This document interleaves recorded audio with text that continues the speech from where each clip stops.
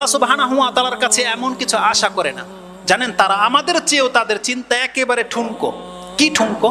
যদি কোনো একটা ভালো পরিবার তার বিয়ে হয়ে যায়, তার স্বামী যদি ভালো ইনকাম হয় বা দেখতে হ্যান্ডসাম হয় বা ভদ্র ভালো চরিত্রের হয়, এই স্বামী যদি মুশরিক হয়, এই মহিলা তাকে ছাড়তে পারে না, ছাড়তে চায় না, ছাড়তে পারে না। ধর্মের জন্য একটা বেনামাজি পুরুষকে যদি ছেড়ে দিতে হবে, এই মহিলাদের মধ্যে সেই চিন্তাটা থাকে না।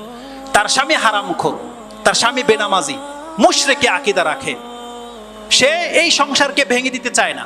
বেনামাজির সাথেও সে ঘর করেই যাচ্ছে, কারণ সে দুনিয়া পেয়ে গেছে। এরকম ভালো স্বামী তার নসিবে আর আসবে না, এমনটাই অধিকাংশ মহিলাদের ধারণা।